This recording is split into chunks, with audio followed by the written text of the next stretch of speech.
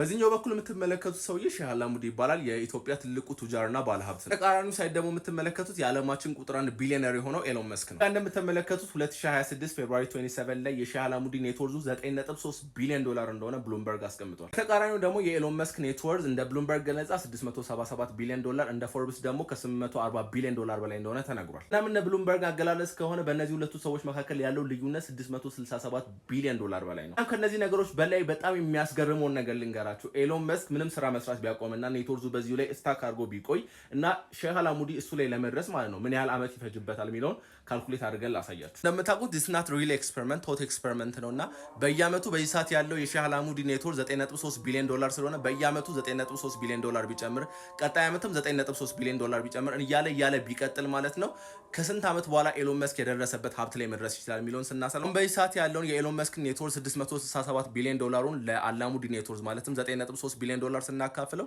7.795 እያለ ይቀጥላል ማለት ነው። ያንን አፕሮክሲሜትሊ 72 ብንለው በአጠቃላይ 72 አመታት ይፈጅበታል። ግን እንደ ፎርብስ ገለጻ ከሆነ ደግሞ ከ840 ቢሊዮን ዶላር በላይ ነውና ኤሎን መስክ ያለው 90 አመት በላይ ይፈጅበታል። አላሙዲ አሁን ባለው ሀብት ላይ በየአመቱ ቢጨመርለት አሁን ያለውን ያህል ሀብት ማለት ነው በየአመቱ ቢጨመርለት ኤሎን መስክ ሀብት ላይ ለመድረስ ማለት ነው።